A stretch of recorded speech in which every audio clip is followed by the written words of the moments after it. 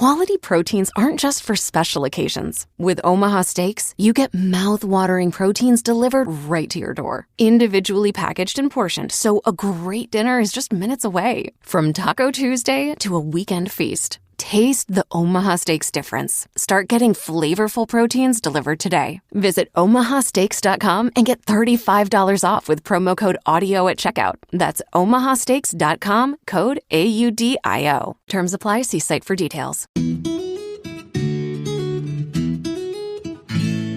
And now here's part 2. Find out what the Oxford Centre for Fantasy has planned for you and for the future. And what I'm so delighted to say is that we have actually done far more than I thought. Yes. So the original thought, wouldn't it be nice to buy the house? It wasn't really it was that was where I started. But actually what I've ended up doing is forming a literary centre, which has all sorts of things going on around it, which honours the Inklings in very creative ways. So we have online courses there's a 6-week course, which is a introduction, and that is with other writers and editors that give you a sort of groundwork. And then there's a online novel in a year course, which has been running for over a year. Well, a couple of classes have gone through that. Again, with other tutors, not just me, not a one-man band on that. I've got a whole range of tutors who join me on that, with the idea of holding somebody's hand as they go through a year of producing a fantasy novel. And the reason we wanted to focus down on fantasy is that very often in the master's programs that you come across, they tend to be more about a literary novel. And genre novels tend to get, I don't know, they're perhaps a bit sniffed at. So people can feel very much at home. They can talk about their love for planetary exploration, because we do sci-fi too, or orcs and elves, whatever it is you're writing about. You're very welcome with us. We will take fantasy seriously, and we won't mock it in any way. Because, of course, when you look at the great works of literature, these are often fantasy novels. The Tempest, Beowulf, the stories within the Canterbury Tales, Frankenstein. You can go on and on, and find that actually fantasy is a thread that's run all the way through literature. And I think perhaps maybe at universities people are turning it around and teaching fantasy with more honour than they used to. Certainly now it's possible to study Tolkien in a way that it wasn't in the 1980s when I was at college. But still, writing it, you should feel well at home if you come one of our courses. We also do in-person courses. So far, we've been running them based in colleges. So last year we had 1 week at Merton College, which was Tolkien's college where he was a professor, and also where he retired and he died in college, in the college accommodation, in 1973. And then the second course was in Magdalen, which is obviously C.S. Lewis's college, but also wonderfully the place where the Inklings met most Thursday evenings. And we also had a visit during that one from a very good friend of mine, Simon Horrobin, who holds the professorship there that was C.S. Lewis's professorship. Wow. And he teaches the medieval literature. So it was this, you kind of as close as you can get to being visited by C.S. Lewis on that course. And on those weeks, we go and explore the places which are the sort of real Middle-earth inspirations. New Zealand is fabulous, but of course Tolkien never got there. Yes. So you visit the villages, the Zehel Mill, which was the inspiration for Hobbiton, the White Horse, which is this amazing Iron Age geoglyph. A sort of geoglyph is a drawing on a hillside, and a barrow. All of those of you who have read the Barrow White section in Lord of the Rings would sort of know what I'm talking about then. Anyway, so we sort of show how just within a small radius around Oxford were places that were then turned into these fantasy landscapes, which of course is inspiring for people's own home, where they come from. What can they do with their own inspirations on their back door? Right. So those courses have limited seats, right? So if someone wants to, and we'll put this in the show notes for everyone. But if someone wants to attend one of the online courses or even the in-person courses, seats are limited, and they should really go to the website and see. Yes, we can't do. I mean, it's nice to have smaller cohorts, because part of the aspiration is, once people have been on one of the courses, is they get to know each other and they stay together for like a modern version of the Inklings. And there are several groups that are still running a year or so later, where they meet regularly. We sort of host them, but they do their own thing. And they support each other. They hear each other's work in progress. One group is already inviting guests, for example. So, that is one of the most joyful things about it. And also for me, I've got to know wonderful writers from all over the world who've come through the courses. So not only can you godmother, I'm so proud of them all. No, that's awesome. So not only can you take the course, but you get to meet Julie as well. So you do get to meet me. That's the downside. Sorry. Can I get a selfie? Can I get a selfie with you if we can? You can. Okay. Yeah. So we've got the in-person courses, the online courses for Oxford. Of course, there's all the pictures and information from that, and even some photos of the courses are on the website, oxfordcenterforfantasy.org. The other thing that came out of this is the Mythmakers podcast, which we're on right now. Yeah, and that's you. That's your fault, Brian. Well, you've had hundreds of episodes, and I'm looking at a report on my screen of the top episodes. And I thought I'd mention to you what the top 5 episodes were. If you're not subscribing to the Mythmakers podcast, hit that subscribe button wherever you find your favorite podcast. But are there any episodes from the last year or two that stand out to you? I know they're probably all amazing. Is there one or two that you say, I really enjoyed interviewing that guest, or was there a guest you had that stands out to you?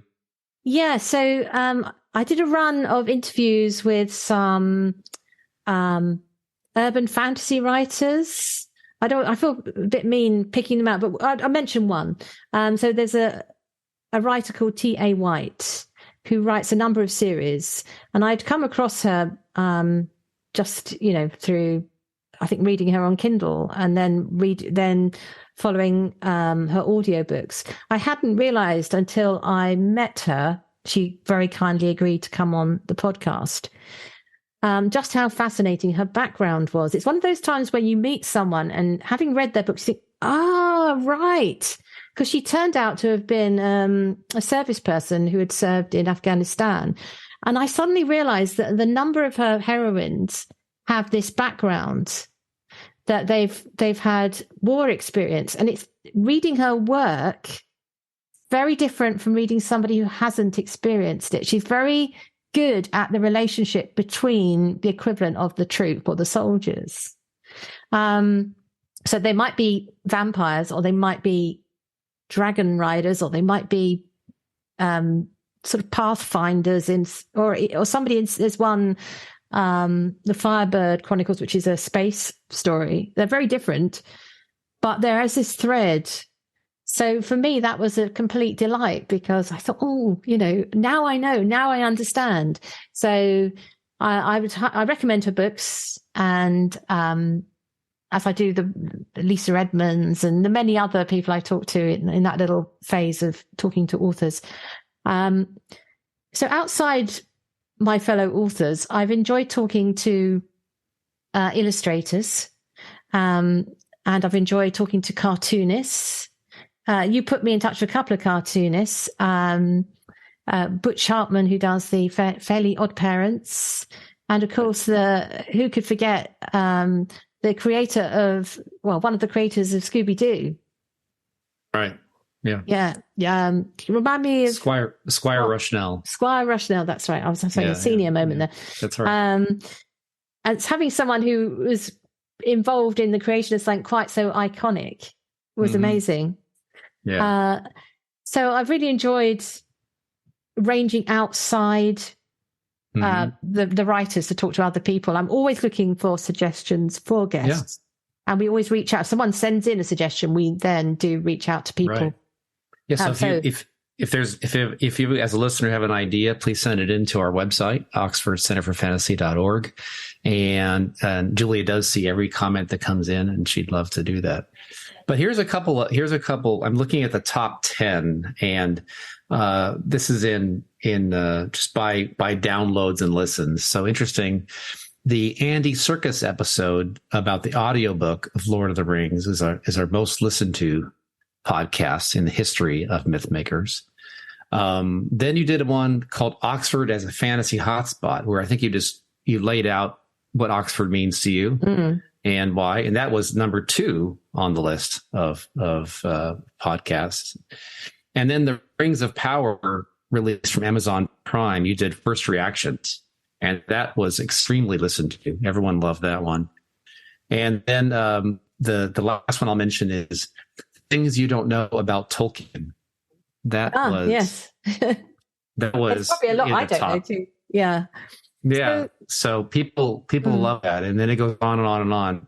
But literally thousands and thousands of listens a week. And so I'm really thankful for those of you who listen. And if you don't subscribe, click that subscribe button and tell a friend. Yeah, we don't have any advertising on it, so you won't have to sit through, tedious adverts for, farm fresh food or whatever it is. Yeah. GoDaddy, yeah. So then they can give us some, we just. Although, if GoDaddy would like to sponsor this podcast, that's right. That's right. That's good. It's just straight. So, it's definitely aimed at thinking about it's actually what the burgeoning of creativity, that's what it's about. Anything that sort of is sparking off ideas. So if you are a writer or thinking about it, it's also good to listen to the stuff from other perspectives, like the illustrators and the cartoonists, because I always learn something from listening to people sort of trying to produce something, but in a different medium. Right. Or there's also one with a composer, for example. That's fascinating. Yeah. In fact, the most recent podcast episodes are about AI revolution, the role of artificial intelligence in graphics and writing. And so we won't give away those stories, but people can listen to those. Yeah, we definitely haven't got to the bottom of that one. I don't think anyone has, but we did try and approach it sensitively.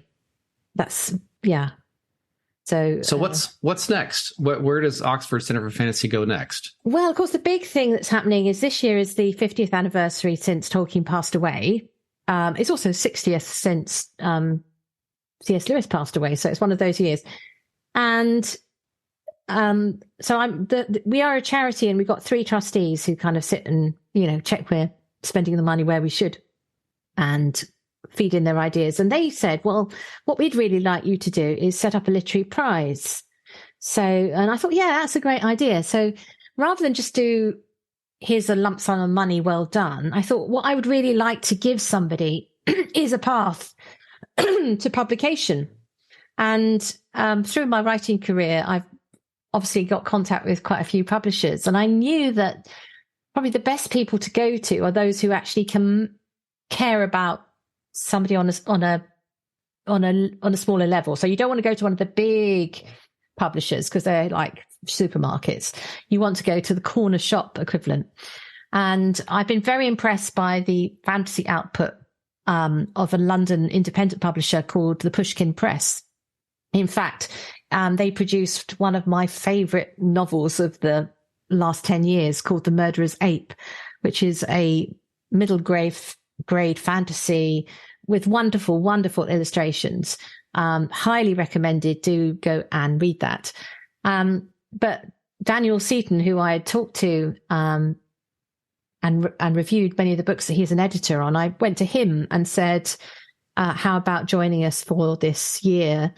And so we've set up a fantasy prize where there is prize money of £2,000, but really, I'm sure the biggest prize of it all is that you get to be mentored by the Pushkin Press, hopefully taking you so that you can go through it to be published at the other end of it. You can't guarantee that because it depends on how well that mentoring process goes, but there is a path there which can be trod if the person who wins this prize wishes to take That's the real goal.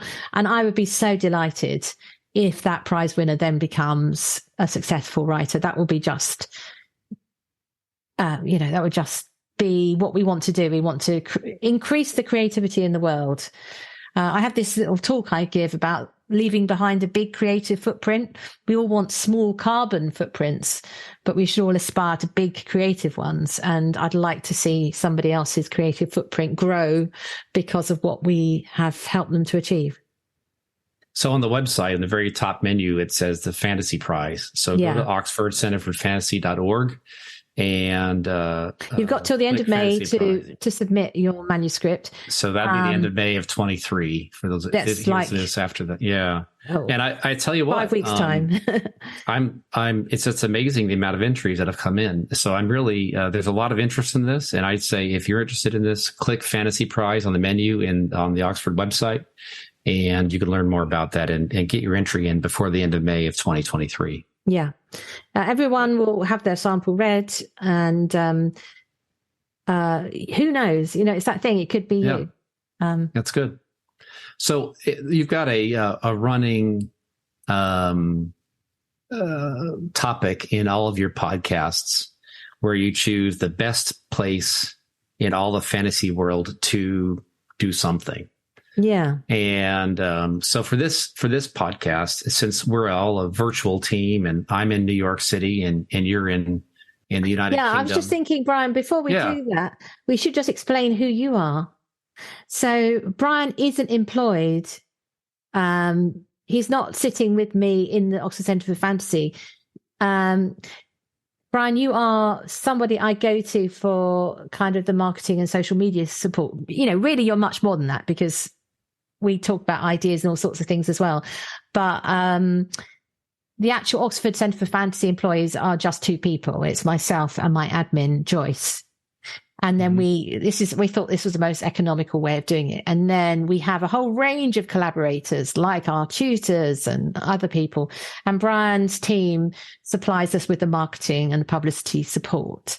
So if you're worried about what we're doing with it, we're not like, we haven't got a massive team with loads of overheads. We buy in what we need. So if you've been following our social media, wonderful social media output on all sorts of different platforms, that's the very creative folk at Brian's outfit who know how to do it. And so, that's an economy for me because I haven't got to train somebody up to do that. Yeah. And I get lovely colleagues to work with. So that's how it works. Brian's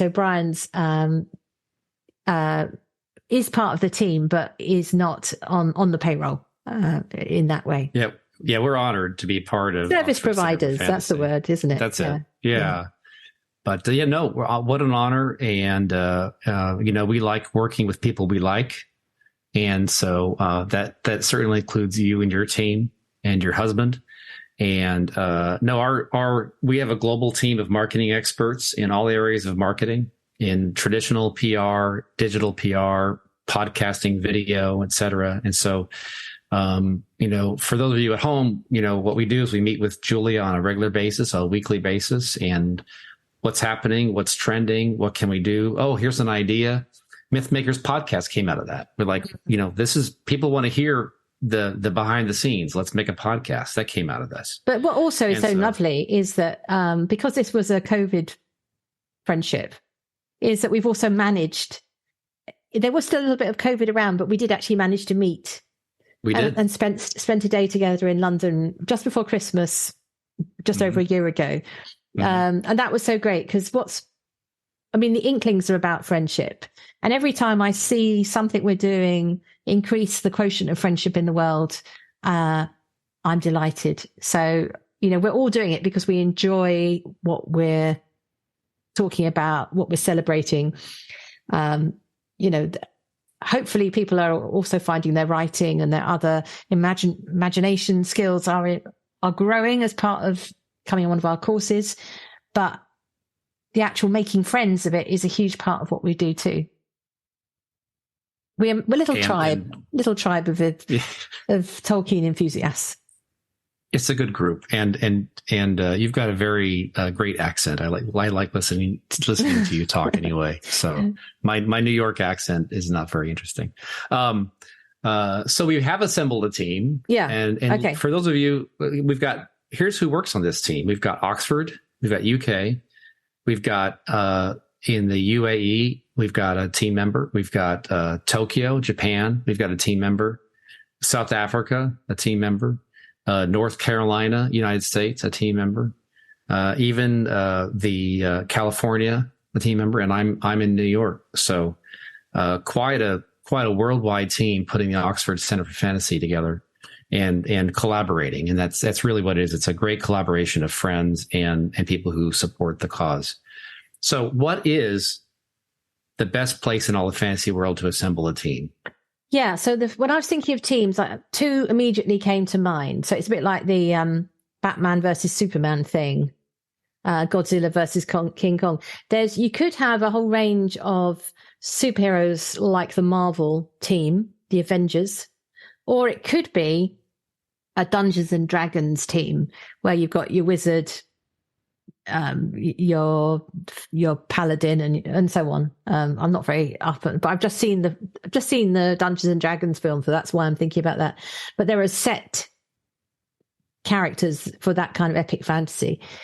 So I suppose I'm trying to work out, is it better to be in a Marvel universe or is it better to be in a Dungeons and Dragons universe? Or of course back in dear old Tolkien's Middle Earth, where you're the Fellowship. The problem about the Fellowship is it's a bit poor on female participation. Well, I don't think he'd write it like that today, but he did then. I'm amazed when you talk about teams today. When I grew up, to make a call, you had to make a collect call, or you had to make a long distance call, and you had to get an operator on the phone, and you had to hit 0 first, or in the US at least. And you had to pay long distance. If you had to call another city, you had to pay by the minute. There was very complicated ways to even have a team. Here in 2023, teams are easier than ever. You can be texting, Slacking, video, and all of a sudden borders and time zones are almost non-existent. So the team today versus a team 15 years ago, what a difference, because you're not stuck in your neighborhood or even your state. It literally is anywhere in the whole world that someone has access to internet, I suppose. So that reminds me of another good fantasy world team, which might be the best one, which is the Star Trek team, the crew of the Enterprise. I think probably I'm thinking of Next Generation. That team. So maybe that is the best one because it has a mixture of training and you do, arguably the Avengers, they're all thrown together without much training for them, which leads to quite a bit of friction. And so when they're saving the world for the 50th time, they're not always on the same page. Whereas on the Starship Enterprise, they are saving the universe for the 100th time. They do seem to know more or less what they're doing as a team. So I think probably my vote for where is the best place to form a team in all the fantasy worlds, it might well be the Star Trek universe. I wouldn't disagree. And they've assembled folks from different planets and different languages, and they've overcome communication issues, and they work together as a team. So I think that's a very good choice. Yeah. Good for you. Well, thank you very much, Julia, Brian. Yeah, this has been a lovely conversation. And again, for those of you listening, please subscribe to the Mythmakers podcast wherever you find your favorite podcast. I think we're on almost 100 different platforms globally. And tell a friend. And if you're interested in one of the courses that Julia mentioned, visit oxfordcenterforfantasy.org. And you can see all that on the main menu there. And you can learn more about how to subscribe and how to attend one of the in-person courses in Oxford and have a coffee or a tea with Julia. No, you get much more than that. You get taken around. It's a huge deal. You'll get taken down into a burial mound and round a castle. It's much more than just tea. That's great. That's so great. There is tea too. That's awesome. Thank you so much, Julia. Thank you very much. Thanks for listening to Mythmakers Podcast, brought to you by the Oxford Centre for Fantasy. Visit oxfordcenterforfantasy.org to join in the fun. Find out about our online courses, in-person stays in Oxford, plus visit our shop for great gifts. Tell a friend and subscribe wherever you find your favourite podcasts worldwide.